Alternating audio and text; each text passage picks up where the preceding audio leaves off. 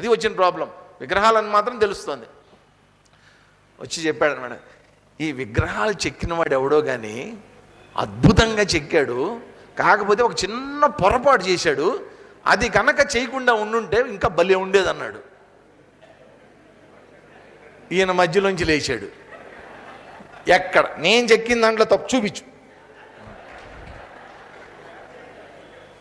ఎక్కడ తప్పు ఉంది అన్నాడు. ఇదే నువ్వు చేసిన తప్పుదా అన్నాడు. నోరు మూసుకుని ఉంటే సరిపోయింది కదా, మాట్లాడకుండా కూర్చుని ఉంటే ఎముడు వెళ్ళిపోయి ఉండేవాడు. అహంకార విమూఢాత్మ, లోపల నుంచి అహంకారం పొడుచుకుని వచ్చింది ఒక్కసారి. నేను చేసిన దాంట్లో నేను చెక్కిన దాంట్లో తప్పు ఉండదు, చూపించక్కడు పద. ధర్మం తప్పలేదు చూడండి యమధర్మరాజు. దేవతలకు ఉండే టెక్నిక్లే వేరు ఎంతైనా. అందుట్లో యమధర్మరాజుని ఎవడూ తప్పించుకోలేడు. అహంకార విమూఢాత్మ. కాబట్టి ఈ అహంకారం అనేటువంటిది ఎలా ఉంటుందో తెలీదు, నేను అనే భావన ఎలా పొడజూపుతుందో తెలీదు, దాని ఎఫెక్ట్ ఎలా ఉంటుందో చెప్పలేం మనం ఈ ప్రపంచంలో. అటువంటి కాబట్టి జాగ్రత్తగా ఉండు అని చెప్పడం అన్నమాట. ఇదంతా చెప్పిన తర్వాత ఏమంటున్నాడంటే, తత్వవిత్తు మహాబాహో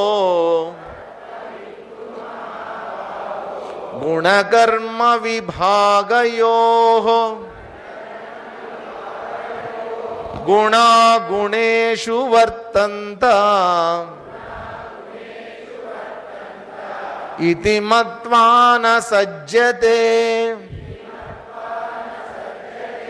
తత్వవిత్తు మహాబాహో గుణకర్మ విభాగయోః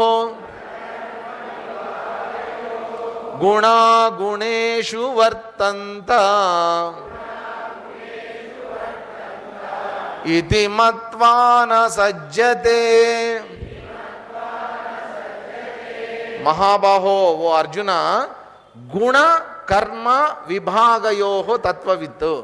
గుణాలు కర్మలు ఈ రెండు బాగా గుర్తుపెట్టుకోండి.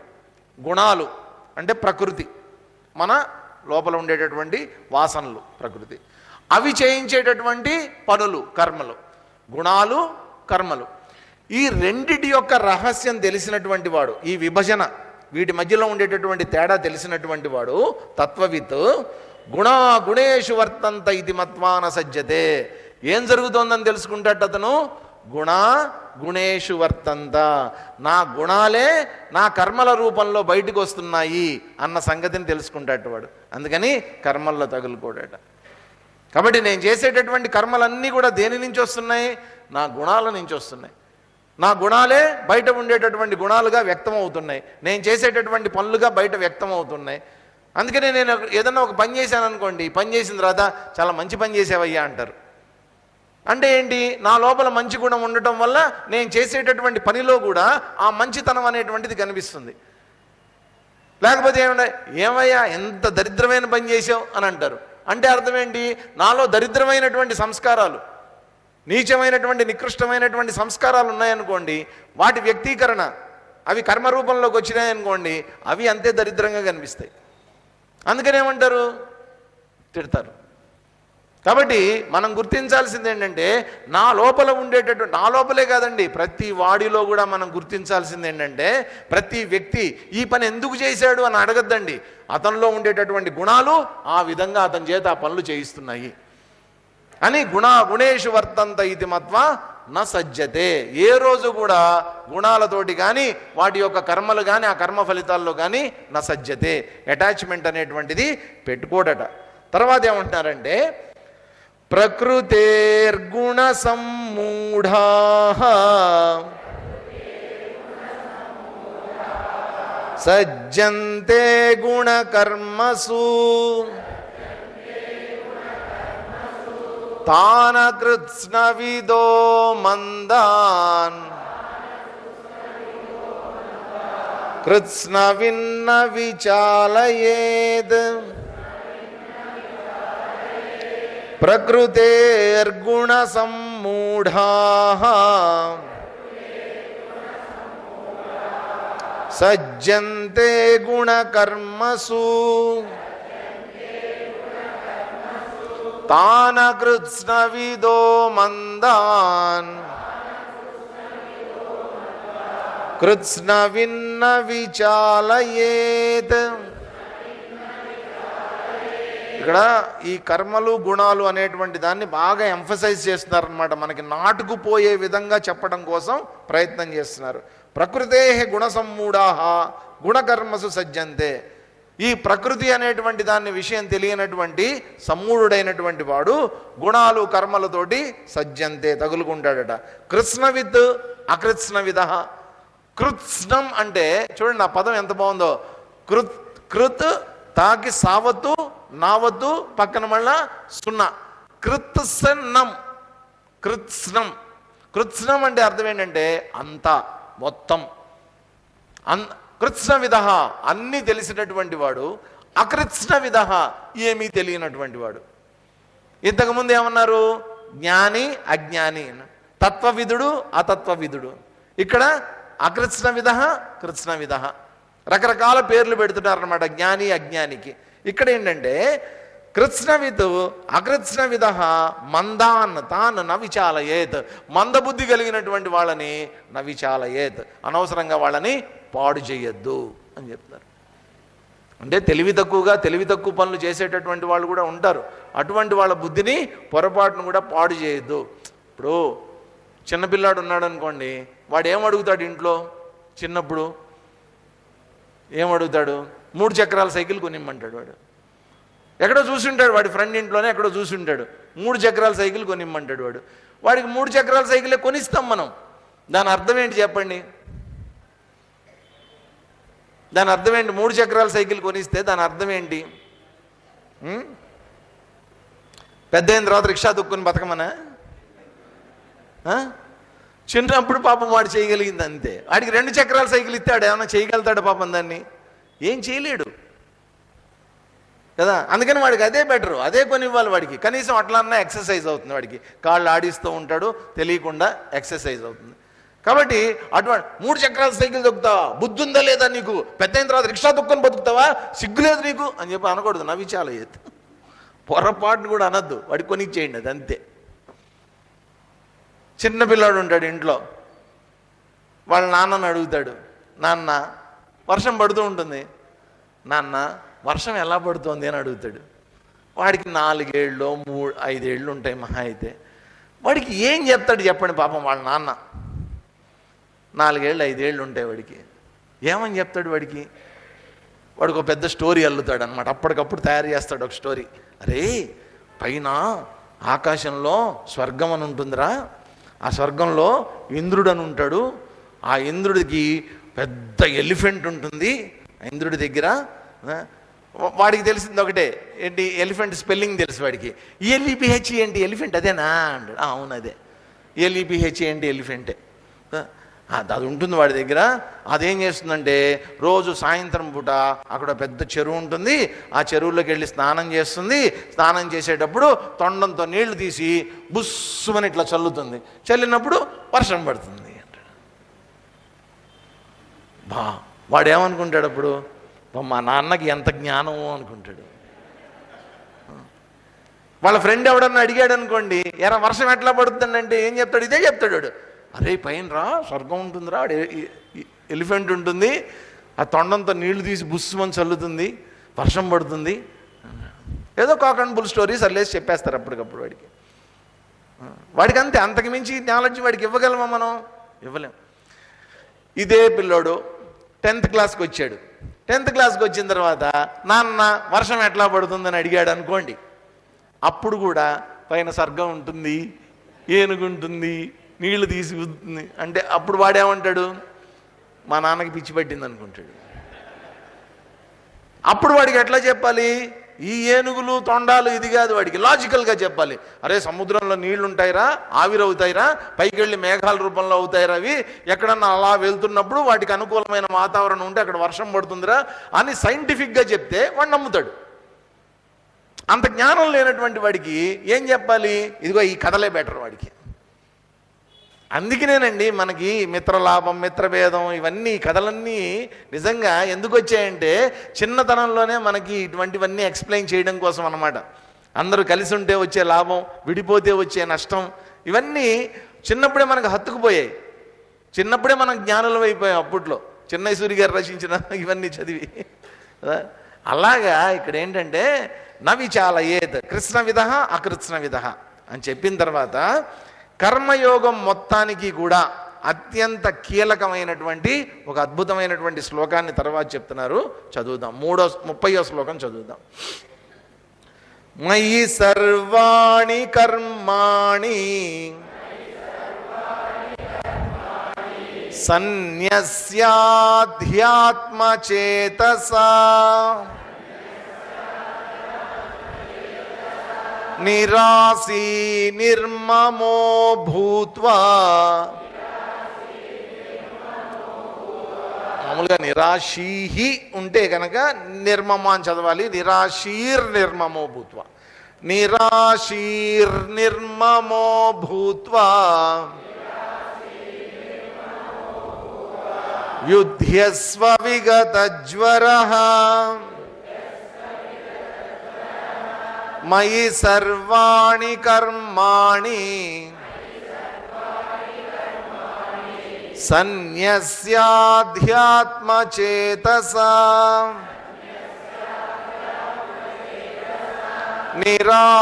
నిరాశీర్నిర్మమో భూత్వా యుధ్యస్వ విగతజ్వరః. ఇదేంటంటే కర్మయోగ రహస్యం అన్నమాట. ఇది సర్వాణి కర్మాణి మయి సన్యస్య. శ్రీకృష్ణుడు చెప్తున్నాడు, నువ్వు చేసే కర్మలన్నిటినీ వాటి ఫలితాలను ఏం చేస్తావు? నాకు వదిలేసి. కాబట్టి ఎవరికి వదిలేద్దాం? భగవంతుడికి వదిలేసి. అధ్యాత్మచేతస, మామూలుగా కాదు, అధ్యాత్మచేతస్సుతోటి అన్నీ నాకు వదిలేసి. నువ్వేం చేస్తావు?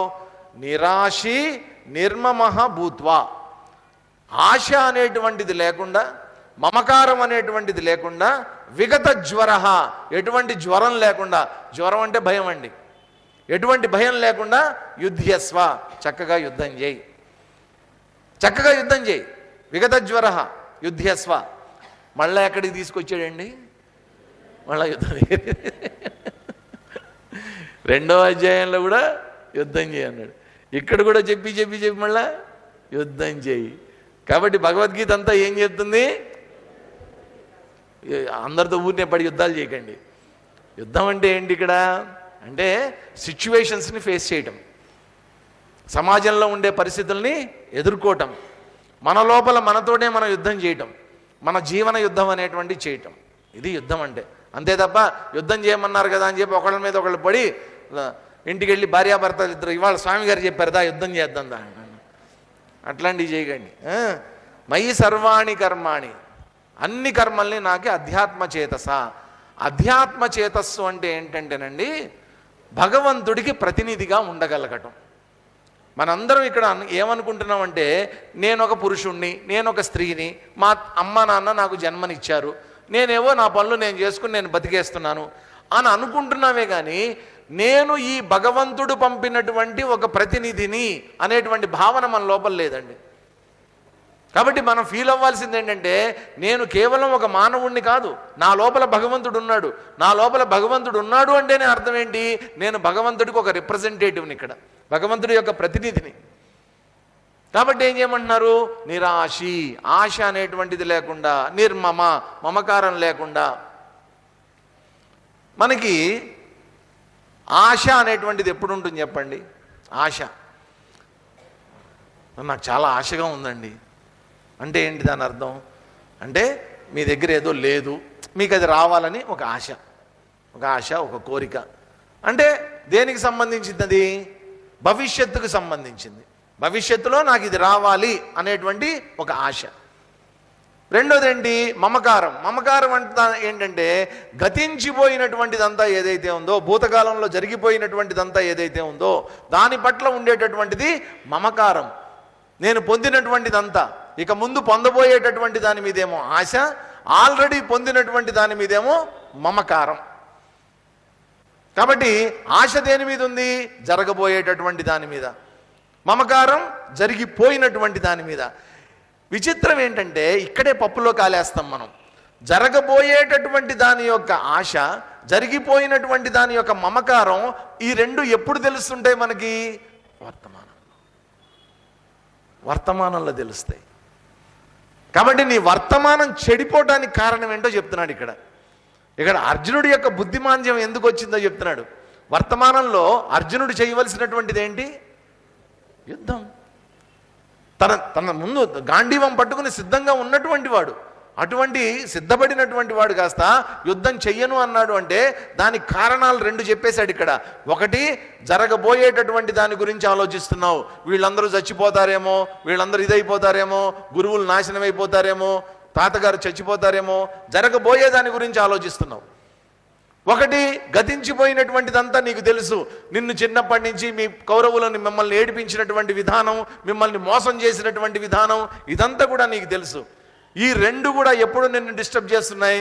వర్తమానంలో నువ్వు కర్తవ్యం చెయ్యవలసినటువంటి సమయంలో నీ కర్తవ్యం చెయ్యకుండా అడ్డం పడుతున్నటువంటివి ఈ రెండు కూడా, ఆశ, మమకారం. కాబట్టి నువ్వు చేయాల్సిందేంటి? ఆశను వదిలేసేయి, మమకారాన్ని వదిలేసేయి, వర్తమానంలో జీవించు. వర్తమానంలో నువ్వు చేయవలసినటువంటి కర్తవ్యం ఏదైతే ఉందో ఆ కర్తవ్యం మీద నీ దృష్టిని పెట్టి యుద్ధం చేయి. ఇప్పుడు నువ్వు చేయాల్సింది యుద్ధం. కాబట్టి నువ్వు ఎట్లా చేస్తావు? ఇక్కడ నాకు సమర్పించి చేయి.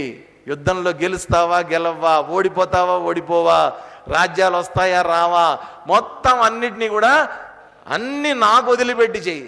మనం ఏం చేస్తామంటే, భగవంతుడు నేను అన్నీ తీసుకుంటానయ్యా నాకు వదిలేసేయండి అని చెప్తే మనమేదో పెద్ద బరువు బాధ్యతలు మోస్తున్నట్టు మనం ఫీల్ అయిపోతాం. ఇదంతా నేనేనండి, నేను చేశానండి, ఇదంతా నేను, ఎంత బరువు బాధ్యతలండి, నా అంత కష్టం ఎవరు పడరండి, ఎన్ని కష్టాలు పడ్డానో తెలుసా అండి. ప్రతివాడు ఇదే చెప్పండి. ఆయన ఏమంటాడు? అన్నీ నాకు వదిలేరా నాయన అంటాడు. నీకు ఎంత వచ్చినా కానీ ఏమొచ్చినా కానీ అంత నాకు వదిలిపెట్టి నీ పనులు నువ్వు చేసుకో. యుద్ధస్వ విగత జ్వర. నాది అని అనుకున్నావా నీకు భయం మొదలవుతుంది. నాది అని అనుకోవద్దు, ఏది కూడా నాది అని అనుకోవద్దు. నీది కాదు, ఈ ప్రపంచంలో ఏది నీది కాదు.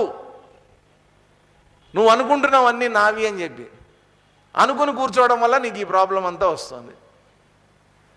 అందుకని మామూలుగా చూడండి, ఇప్పుడు ఇంటి దగ్గరికి ఈ సోపులు, సర్ఫ్ ప్యాకెట్లు అమ్మేవాళ్ళు అప్పుడప్పుడు వస్తూ ఉంటారు. ఏదో మా కంపెనీ ప్రమోషన్ అండి అమ్ముతున్నామని చెప్పి పాపం వస్తుంటారు.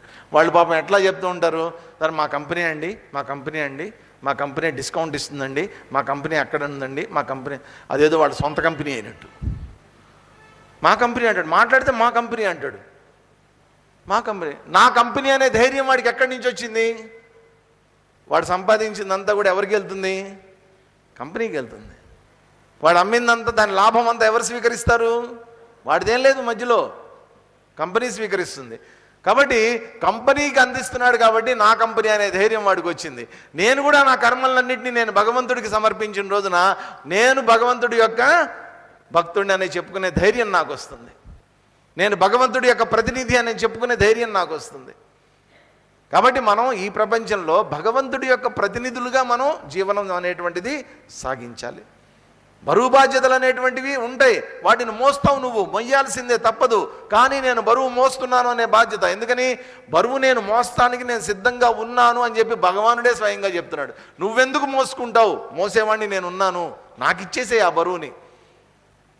కాబట్టి కర్మ ఫలాల్ని ఆకాంక్షించడం అనేటువంటిదండి చాలా పెద్ద బరువు అండి, అది మనం మొయ్యలేం. ఎందుకో తెలుసా? ఆల్రెడీ కిందటి జన్మలో చేసిన కర్మల యొక్క ఫలాల మూటను మోసుకొని ఇక్కడికి వచ్చాం మనం. ఇక్కడ కొత్తగా మళ్ళా మూటలు పెంచుకుంటూ ఉన్నాం మనం. రాబోయేటటువంటి జన్మలకు కావాల్సినంత సంపాదిస్తున్నాం ఇక్కడ ఈ మూటలు పెంచుకోవడం. భగవానుడు ఏమంటాడు?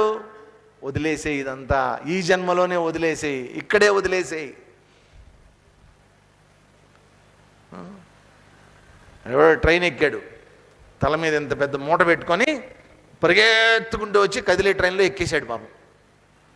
ఎక్కేసి అందరినీ తప్పించుకొని మొత్తానికి ఒక సీటు చూసుకుని కూర్చున్నాడు. ఆ తల మీద మూట అట్లాగే ఉంది. అందరూ చూస్తున్నారు, మూట కింద పెడతాడేమో అని చూస్తున్నారు. పెట్టడే, పెట్టుకుని నెత్తి మీదే పెట్టుకుని కూర్చున్నాడు. ఓ పావు గంట అయిన తర్వాత ఎదురుగుండా ఉండే కుర్రాళ్ళు అందరూ చెప్పారన్నమాట, తాత ఎందుకు తాత నువ్వు ఆ బరువు అంతా మోస్తావు అనవసరంగా, ఆ పైన పెట్టు, పోనీ సీటు కిందన్నా పెట్టుకో, దించుకో, ఎందుకు మోస్తావు నువ్వు అనవసరంగా అన్నారు.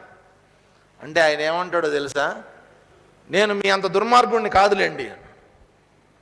ఇప్పుడు నేను కింద పెట్టాను అనుకోండి, పాపం రైలుకి ఎంత బరువు చెప్పండి.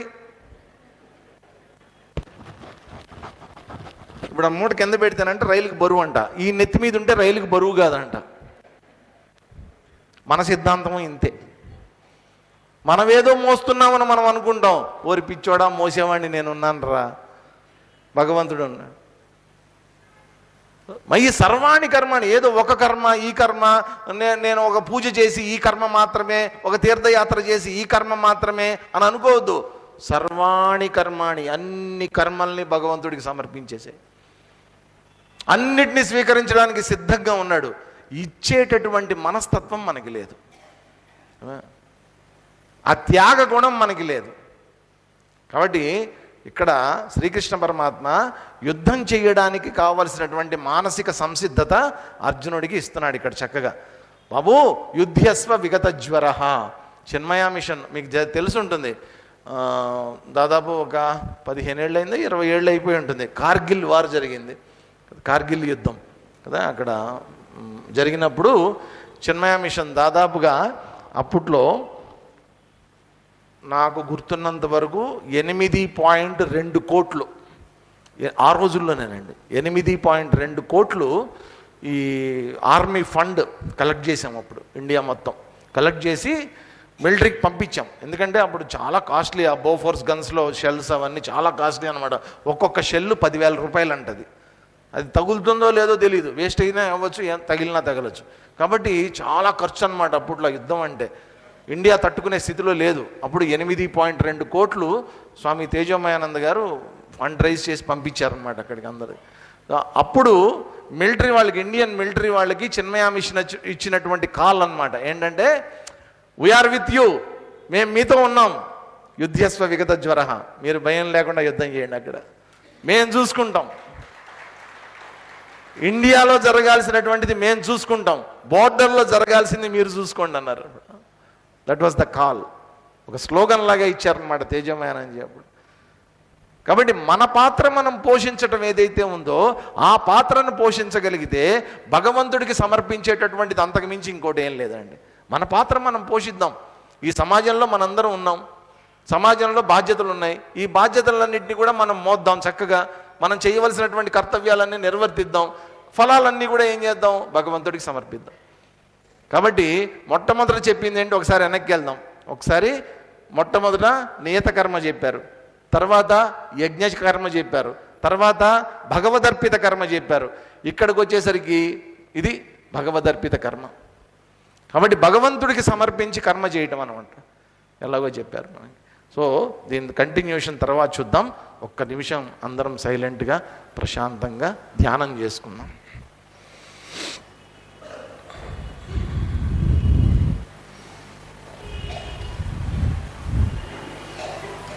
నిశ్శబ్దంగా అన్ని సెల్ ఫోన్స్ వీలైతే సైలెంట్లో పెట్టుకోండి కాసేపు.